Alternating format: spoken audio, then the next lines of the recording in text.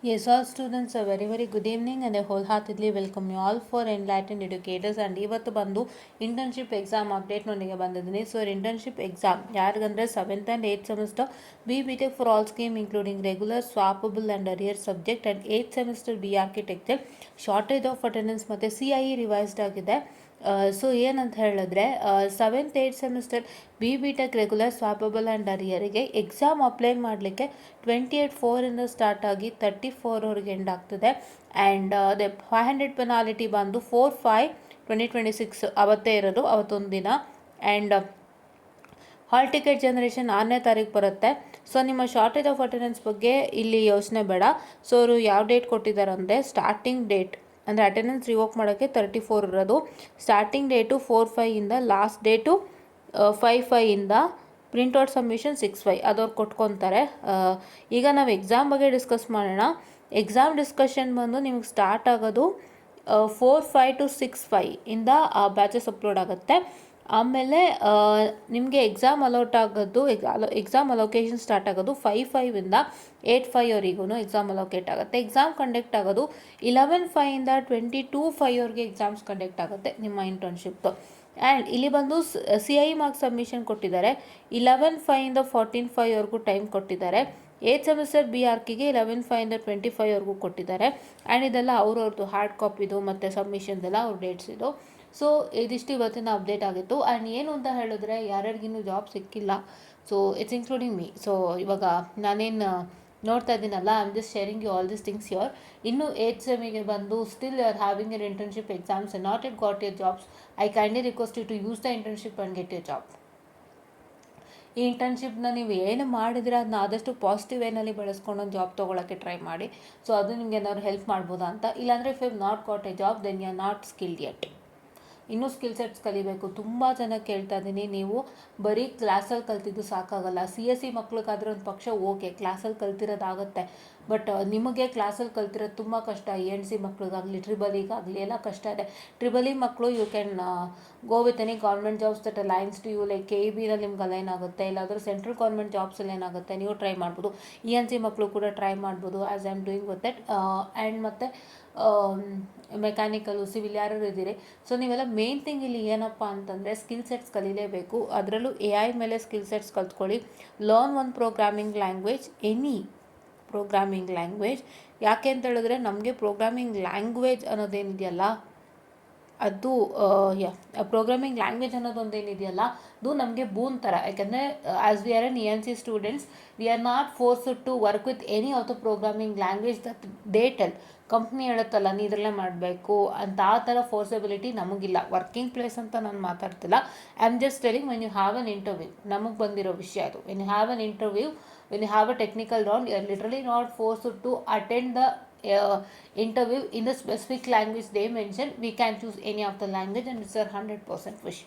So ಹಾಗಾಗಿ ಒಂದು programming language ಚೆನ್ನಾಗಿ ಕಲ್ತ್ಕೊಳ್ಳಿ and learn AI with the what I can say with respect to this programming language. ಈ programming language ಉಪಯೋಗಿಸ್ಕೊಂಡು ನೀವು ಹೇಗೆ AI ಇಂಪ್ಲಿಮೆಂಟ್ ಮಾಡ್ಬೋದು ಅಂತ. The best language I can say use Python, because Python ನಿಮಗೆ technical as well as ಇದರಲ್ಲಿ ಆಗುತ್ತೆ, ಯಾವುದರಲ್ಲಿ ನಮ್ಮ ಕಂಪನಿಗಳಲ್ಲೂ ವರ್ಕೌಟ್ ಆಗುತ್ತೆ. ಆ್ಯಂಡ್ ಈಗ actually was just checking with simply learn courses, AI related simply learn ಕೋರ್ಸಸ್ನ ಚೆಕ್ ಮಾಡ್ತಿದ್ದೆ. ತುಂಬ ಇದೆ free courses. I would be just mentioning you the list of the courses. Just give me a minute. So I'm sorry, just give me a minute. Yeah I am logging in, logout ಆಗಿದ್ದೆ. So if you just check with AI and machine learning, there is get started with machine learning algorithm, introduction to machine learning with R ಬಂದ್ಬಿಟ್ಟಿದೆ. ಯೋಚನೆ ಮಾಡಿ, ಆದಷ್ಟು ಬೇಗ R ಬರುತ್ತೆ. So ನೋಡಿ, ಆರ್ನ machine ಲರ್ನಿಂಗಿಗೆ implement ಮಾಡ್ತಿದ್ದಾರೆ. ನಮಗಿನ್ನೂ R ಅಂದ್ರೆ ಏನು ಅಂತ ಗೊತ್ತಿಲ್ಲ. And we don't know how programming works with R, but machine ಲರ್ನಿಂಗ್ನ ಆರ್ಗೆ ಇಂಪ್ಲಿಮೆಂಟ್ ಮಾಡಿ ಕೂರಿಸಿದ್ದಾರೆ. ಸೊ ಅಷ್ಟು ಅಪ್ಗ್ರೇಡ್ ಆಗ್ತಿದೆ ಅನ್ನೋದು ನೀವು ನೋಡ್ಬೋದು. And Python is obviously the best. Python is obviously the best for your DSA as well as your artificial intelligence and machine learning, but ಇವ್ರು ಆರ್ನೂ ಸೇರಿಸ್ಕೊಂಡಿದ್ದಾರೆ. ಸೊ ಹಂಗೆ ಅಪ್ಗ್ರೇಡ್ ಆಗ್ತಾ ಇರುತ್ತೆ. ಸೊ ಆ್ಯಂಡ್ ನೀವು ಇನ್ನೊಂದು 5 ವರ್ಷ ಕಳೆದ್ರೆ, ಸೊ 4 ವರ್ಷನೇ ಈಗ ಹೊಸ್ದಾಗಿ ಸೇರ್ತಾ ಇರೋರಿಗೆ ಲೆಕ್ಕ ತೊಗೊಂಡ್ರೆ ಇನ್ನು 4 ವರ್ಷ ಕಳೆದ್ರೆ ನೆಕ್ಸ್ಟ್ ಲೆವೆಲ್ ಚೇಂಜಸ್ ಆಗೋಗಿರುತ್ತೆ ಹೇಳ್ತಾ ಇದ್ದೀನಿ. And next image recognition basics for beginner course and introduction to supervised and unsupervised machine learning. ಇದು ಕಂಪ್ಲೀಟ್ ಆನ್ ಡಿಮ್ಯಾಂಡ್ ಇದೆ, ಆಲ್ಮೋಸ್ಟ್ ಎಲ್ಲ ಆನ್ ಡಿಮ್ಯಾಂಡ್ ಇದೆ. And introduction to deep learning with Keras and NLP, Natural Language Processing and Text Tutorial for Beginners and Introduction to Data Mining course and Beginner's Guide for Deep Learning. ಇವೆಲ್ಲ courses ಇದೆ. If you want to see those courses I am here to showcasing it to you. So ಇಲ್ಲಿ ನೀವು ಕರೆಕ್ಟಾಗಿ ನೋಡ್ತಾ ಇರ್ಬೋದಾಗಿರುತ್ತೆ ಏನೇನು courses ಇದೆ ಏನೇನು ಇಲ್ಲ ಅಂತಂದು. So you can see here right. Yeah, so ಏನೇನಿದೆ ಅಂತ ನೋಡ್ಬೋದು. ಮೆಷಿನ್ ಲರ್ನಿಂಗ್ ಅಲ್ಗಾರಿಥಮ್ ಇದೆ, and introduction to machine learning with R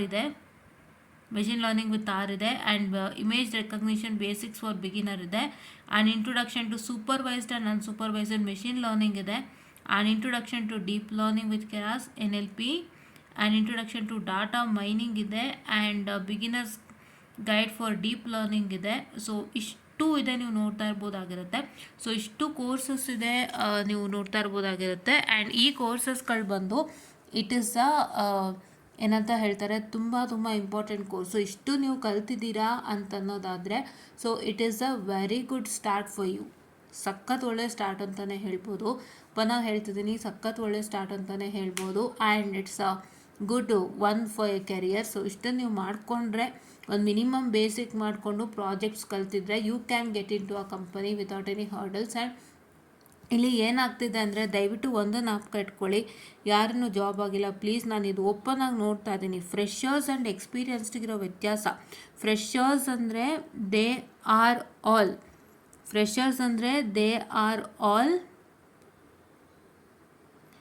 experienced with skill sets. Freshers today are experienced. I'm sorry guys. Yeah, freshers ಅಂದರೆ experienced with skills ಅಂತ ಹೇಳ್ಬೋದು. ಅದೇ ರೀತಿ ಒಬ್ಬ ಏನಂತ ಹೇಳ್ತೀರಾ, ಇವರು ಯಾರು ಎಕ್ಸ್ಪೀರಿಯನ್ಸ್ಡ್ ಆದರೆ, ಎಕ್ಸ್ಪೀರಿಯನ್ಸ್ಡ್ಗೆ ಏನಂತ ಹೇಳ್ತೀವಿ ನಾವು, ಎಕ್ಸ್ಪೀರಿಯನ್ಸ್ಡ್ಗೆ we say that they are, I am sorry for the distraction, very sorry guys, just a minute. ಎಕ್ಸ್ಪೀರಿಯನ್ಸ್ಡ್ಗೆ ನೀವೇನಂತ ಹೇಳ್ತೀರಾ, ಎಕ್ಸ್ಪೀರಿಯನ್ಸ್ಗೆ you can say that they are working with the what I can say the company and they have an experience in the company. So ಈ ರೀತಿಯಾಗಿ fresher ಮತ್ತು experience difference ಇದು ಇವತ್ತಿನ ಟ್ರೆಂಡಿಂಗಲ್ಲಿ ಆಯಿತಾ.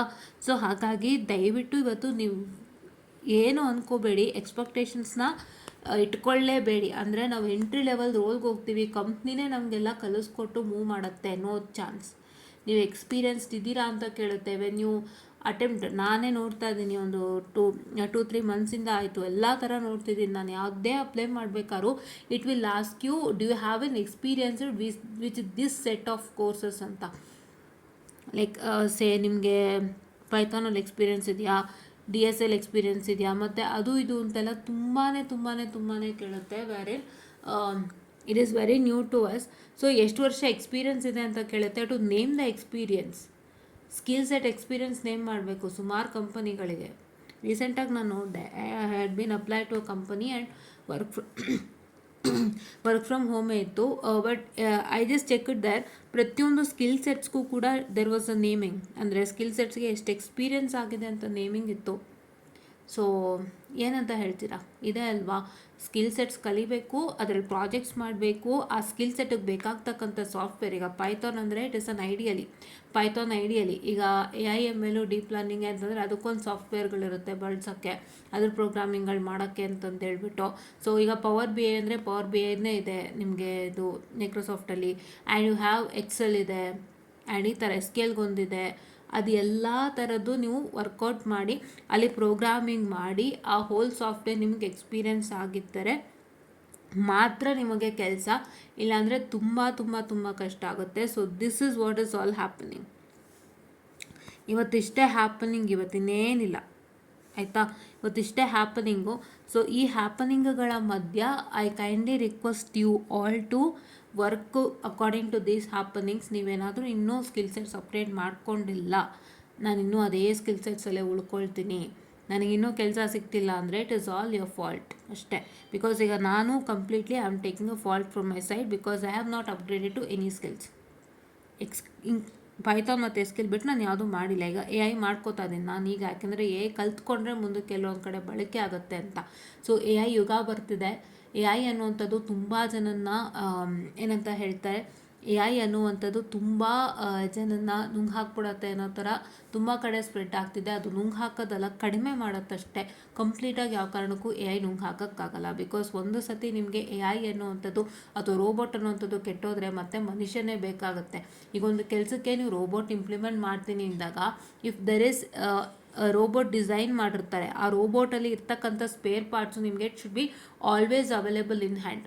ಒಂದು ಸ್ಪೇರ್ ಪಾರ್ಟ್ ಕೆಟ್ಟೋದ್ರೂ ಮತ್ತೆ ಅದಕ್ಕೆ ಸೇರ್ಸೋಕ್ಕಾಗಲ್ಲ. ಅದು spare part is unavailable, it's only once that you get ಅಂದರೆ ಏನು ಪ್ರಯೋಜನ ಆಯಿತು ಅಲ್ವಾ. ಈಗ ಒಂದು ಎ ಐ ಅಂದರೆ ಸಿಸ್ಟಮ್ಮೇ ಒಂದು ರೀತಿ. ಎ ಐ ಅಂದರೆ ಕಂಪ್ಯೂಟ್ರಲ್ಲೇ ಎಲ್ಲ ಕೆಲಸ ಆಗೋ ಥರ. ಸೊ ಇವಾಗ ನಮಗೆ ಎಂಟ್ರಿ ಲೆವೆಲ್ ಜಾಬ್ಸ್ ಅಂದರೆ ಡೆವಲಪರ್ ಜಾಬ್ಸ್ ಬಗ್ಗೆ ನಿನ್ನೆ ಹೇಳ್ತಿದ್ದೆ. ಡೆವಲಪರ್ ಜಾಬ್ಸ್ ಬಂದು ಸಾಫ್ಟ್ವೇರ್ ಡೆವಲಪ್ಮೆಂಟ್ ಬಂದು ಎ ಐ ಮಾಡುತ್ತೆ ಅಂತ. If in case if that A I is stuck, yellow A stuck ಆಯಿತು ಅಂದಾಗ ಆ ಸಾಫ್ಟ್ವೇರ್ ಡೆವಲಪ್ಮೆಂಟ್ ಜಾಬ್ಸ್ಗಳೇನಿರುತ್ತೆ ನೋಡಿ, ಎ ಸ್ಟಕ್ ಆಗಿಬಿಟ್ಟಾಗ ಆವಾಗ ನಾವು ಮನುಷ್ಯ ತಲೆ ಓಡಿಸಿ ಮಾಡಬೇಕಾಗತ್ತೆ. It is not a machine completely works out to be fruitful at all points of time. So ಅದಕ್ಕೋಸ್ಕರ ಅದು ಕಂಪ್ಲೀಟಾಗಿ ಮನುಷ್ಯ ನುಂಗಲ್ಲ. ಮ್ಯಾನೇಜ್ ಮಾಡೋಕ್ಕಂತ ಒಬ್ಬರು ಖಂಡಿತ ಇದ್ದೇ ಇರ್ತಾರೆ, ಅದು ಇರಲೇಬೇಕು. ಒಂದು ಈಗ ನೀವು 50 ಜನ ಇದ್ದೀರಾ ಅಂದರೆ ಅದರಲ್ಲಿ ಒಂದು ಅರ್ಧ ಭಾಗ ಇಲ್ಲ ಕಾಲು ಭಾಗ ಆಗ್ಬೋದು ಮೇಂಟೆನೆನ್ಸ್ ಮಾಡಲಿಕ್ಕೆ ಅಂತ ಇಟ್ಕೋತಾರೆ. ಮಿಕ್ಕಿದವನ್ನೆಲ್ಲ ತೆಗೆದಾಕ್ತಾರೆ. ನಿಮ್ಮ ಕೆಲಸಗಳನ್ನು ಎ ಐ ಮಾಡ್ತಿದೆ, ಯು ಕ್ಯಾನ್ ಮೂವ್ ಫಾರ್ವರ್ಡ್ ಅಂತ. ಈಗ ನೆನ್ನೆ ಮಾತಾಡ್ತಿದ್ದೆ, ಮೈಕ್ರೋಸಾಫ್ಟೇ ತೆಗೆದಾಕ್ಬಿಟ್ರು ಆಲ್ರೆಡಿ. ಅವ್ರು ತೆಗೆದಾಕೋಕ್ಕಿಂತ ನೀವೇ ಬಿಟ್ಟು ಹೋಗಿ ಅಂತ ಹೇಳಿರೋ ಅಂಥ ಒಂದು ಪ್ರಸಂಗ ಅದು. ಯಾಕೆ? Because you don't know A I skill sets, ಯಾರು ಬರಲ್ಲ ಹೊರಟೋಗಿ ಅಂತ ಆ ಥರ ಇಂಪ್ಲಿಮೆಂಟ್ ಮಾಡ್ತಿದ್ದಾರೆ. ಸೊ ನೀವು ಆದಷ್ಟು ಎ ಐ ಮೇಲೆ ಕಲ್ತ್ಕೊಳ್ಳಿ, ತುಂಬ ಹೆಲ್ಪ್ ಆಗುತ್ತೆ. ಕೋರ್ಸಸ್ಗಳು ನಾನೇನೇ ಹೇಳ್ತಿದ್ದೆ, ಪೈಥಾನು ಕಲ್ತ್ಕೊಳ್ಳಿ, SQL ಕಲ್ತ್ಕೊಳ್ಳಿ. ಪ್ರೋಗ್ರಾಮಿಂಗ್ ಲ್ಯಾಂಗ್ವೇಜ್ಗಳಿದೆ, ಎ ಐ ಕಲಿಯೋಕ್ಕಾಗಲ್ಲ. Please to remember that in mind. ಏನು ಎ ಐ ಅಂದರೆ artificial intelligence and machine learning. ನೀವು ಒಂದು ಪ್ರೋಗ್ರಾಮಿಂಗ್ ಲ್ಯಾಂಗ್ವೇಜ್ ಇಟ್ಕೊಂಡು ಅಲ್ಲಿ ನೀವು ಅದನ್ನು ಇಂಪ್ಲಿಮೆಂಟ್ ಮಾಡ್ತೀರಾ. A I and ML is an application of a programming language ಅಂತ ಹೇಳಿದ್ರು ತಪ್ಪಾಗಲ್ಲ. ಎಲ್ಲೆಲ್ಲಿ ಬಳಸ್ತೀರಾ ಒಂದು ಪ್ರೋಗ್ರಾಮಿಂಗ್ ಲ್ಯಾಂಗ್ವೇಜ್ನ ಅನ್ನೋಂಥ ಪ್ರಶ್ನೆ ಬಂದಾಗ ಎ ಐ ಆ್ಯಂಡ್ ML ಕೂಡ ಒಂದಾಗುತ್ತೆ. ಸೊ ನೀವು ಆದಷ್ಟು ಕಲ್ತ್ಕೊಳ್ಳಿ. And if you are not improvise the resumes and skill sets, ತುಂಬಾ ಕಷ್ಟ ಆಗ್ಬಿಡುತ್ತೆ. ದಯವಿಟ್ಟು ಹೇಳ್ತಿದ್ದೀನಿ, ಎರಡನ್ನೂ ಇಂಪ್ರೂವ್ ಮಾಡಲೇಬೇಕು. ATS ಫ್ರೆಂಡ್ಲಿ ರೆಸ್ಯೂಮೇ ಬರ್ತಿದೆ. ಈಗ ATS ಪಾಸ್ ಮಾಡುತ್ತೆ ನಿಮ್ಮ ರೆಸ್ಯೂಮೇನ. ATS ಪಾಸ್ ಮಾಡಿದಾಗ ನಿಮಗೇನಾದರೂ 90% ಅಥವಾ 80%ಗಿಂತ ಕೆಳಗಿತ್ತು ಅಂದರೆ ಖಂಡಿತ ATS ನಿಮ್ಮನ್ನು ರಿಜೆಕ್ಟ್ ಮಾಡಿಬಿಡುತ್ತೆ. Almost all mails that you get say that we will be moving with other candidates because they most align with the job description that the company is given ಅಂತ ಏನಾದ್ರು ಬಂದಿದೆ ಅಂದರೆ ಅದು ಎ ಐನೇ pass ಮಾಡಿರೋದು, A ಐನೇ ನಿಮ್ಮನ್ನು ವಾಪಸ್ ಕಳಿಸಿದೆ ಹೊರತು ಬೇರೆ ಏನೂ ಅಲ್ಲ. ಬಿಕಾಸ್ ಪ್ರತಿಯೊಂದು ಕಂಪನಿ ಕೂಡ ATS ಫ್ರೆಂಡ್ಲಿ ರೆಸ್ಯೂಮೇನ ಇಟ್ಕೊಂಡಿದೆ, ATS ಫ್ರೆಂಡ್ಲಿ ಚೆಕ್ಕನ್ನು ಇಟ್ಕೊಂಡಿದೆ. ನಾವೇನು ಕೇಳಿದ್ದೀವಿ ಅದು ಸ್ಟೂಡೆಂಟ್ ಹತ್ರ ಇದೆಯಾ ಅಂತ ಖಂಡಿತ ATS ಫ್ರೆಂಡ್ಲಿ ಚೆಕ್ ಮಾಡುತ್ತೆ, ಇಲ್ಲ ಅಂದರೆ ವಾಪಸ್ ಪಾಸ್ ಮಾಡುತ್ತೆ. ಇದಿಷ್ಟು ಜೀವನ ಈಗ. ಯಾಕೆಂದರೆ ನೀವು ಆಫ್ ಕ್ಯಾಂಪಸ್ಸೇ ಅಪ್ಲೈ ಮಾಡಬೇಕಾಗಿರೋದು. ಆ್ಯಂಡ್ ಪೂಲ್ ಕ್ಯಾಂಪಸ್ ಡಸಂಟ್ ಅಂದರೆ ವರ್ಕ್ ಆಗುತ್ತೆ, ಬಟ್ ಅಷ್ಟು ನೀಟಾಗಿ ವರ್ಕ್ ಆಗಲ್ಲ. ಪೂಲ್ ಕ್ಯಾಂಪಸ್ ಅಟೆಂಡ್ ಮಾಡೋರಿಗೆ ಇಂಜಿನಿಯರಿಂಗ್ಗೆ ಬರೋ ಥರ ಪೂಲ್ ಕ್ಯಾಂಪಸ್ ಅಟೆಂಡ್ ಮಾಡಿ. ಎಲ್ಲ ಇರೋಂಗೆ ಪೂಲ್ ಕ್ಯಾಂಪಸ್ ಅಟೆಂಡ್ ಮಾಡಬೇಡಿ. BCAಗೂ ಇತ್ತು, BComಗೂ ಇತ್ತು, BBMಗೂ ಇತ್ತು, BBAಗೂ ಇತ್ತು. ಆ ಥರ ಅಂದರೆ ಸೈನ್ಸ್ಗೆ ಆಗ್ಬೋದು, ಕಾಮರ್ಸ್ ಬ್ಯಾಕ್ಗ್ರೌಂಡ್ಗೆ, ಆರ್ಟ್ಸ್ ಬ್ಯಾಕ್ಗ್ರೌಂಡ್ಗೂ ಸೇರಿಸಿ, ಇಂಜಿನಿಯರಿಂಗ್ ಬ್ಯಾಕ್ಗ್ರೌಂಡ್ಗೂ ಸೇರಿಸಿ ನಾವು ಉದ್ಯೋಗ ಮೇಳ ಮಾಡ್ತೀವಿ ಅಂದರೆ you don't go there. Because ನಿಮಗಷ್ಟು ಆಪರ್ಚುನಿಟಿ ಇರಲ್ಲ. ನಾನು ಓಪನ್ ಆಗಿ ಹೇಳ್ತಿದ್ದೀನಿ, ಅವ್ರದ್ದು ಜಾಸ್ತಿ ಇರುತ್ತೆ. Single degree BSc, BCA, BCom, BBA, BBM ಅವ್ರದ್ದಿರುತ್ತೆ. MBA ನಮ್ಮದು ಬರಲ್ಲ. ಸೊ ನಮ್ಮದೇ ಯಾವುದಿರುತ್ತೆ ಅದನ್ನು ಟ್ರೈ ಔಟ್ ಮಾಡಬೇಕಾಗತ್ತೆ. ಸೊ ಈ ಥರದ ಸಿಚುಯೇಷನ್ ಯಾರೂ ಕುಗ್ಗೋಗ್ಬಿಡಿ. Skill sets ಕಲ್ತ್ಕೊಳ್ಳಿ. 1 ವರ್ಷ ಆದರೂ ಪರವಾಗಿಲ್ಲ ಅಥವಾ 1.5 ವರ್ಷ ಆದರೂ ಪರವಾಗಿಲ್ಲ. ಬಿಕಾಸ್ ಎವ್ರಿಬಡಿ ನೋಸ್ ಇವತ್ತಿನ ಕತೆಗಳೇನು ಅಂತ ಅಲ್ವಾ. ಇವಾಗ ನಮಗೆ ಕಾಲೇಜೇ ಏನು ಸ್ಕಿಲ್ ಸೆಟ್ಸ್ ನಮ್ಗೆ ಅಲೈನ್ ಮಾಡಿಸ್ತಿದ್ದಾಗ we can't do anything. It is a punishment for us sitting for a year to learn all those because our college did not meet our alignments and meeting the company alignments. ಕಾಲೇಜೇ meet ಮಾಡ್ತಿಲ್ಲ ಅಂದಾಗ ನಾವೇನು ಮಾಡೋಕ್ಕಾಗುತ್ತೆ everything is not in our hands ಅಲ್ವಾ. So ಯಾರಿಗೂ ಕುಗ್ದಂತೆ ಕೆಲಸ ಮಾಡಿ, ಆದಷ್ಟು ಬೇಗ ಕೆಲಸ ಸಿಗುತ್ತೆ. Even I am also doing the best. And ನೀವುಗಳು ಒಂದು ಬೆಸ್ಟ್ ರೀತಿಯಾಗಿ ಮಾಡಿ, ಬಿಕಾಸ್ ನಾನು ದಿನ ಏನೇನು ನೋಡ್ತಾ ಇರ್ತೀನಿ ಅದನ್ನ ಓಪನ್ನಾಗಿ ಹೇಳ್ತೀನಿ. ಸೊ ಅದರಿಂದ ಎಷ್ಟೋ ಜನಕ್ಕೆ ಅರಿವಾಗಲಿ ಅಂತ, ಯಾಕೆಂದರೆ ಎಷ್ಟೋ ಜನ ಬರೀ ಖಾಲಿ ಕೂತ್ಕೊತಾರೆ.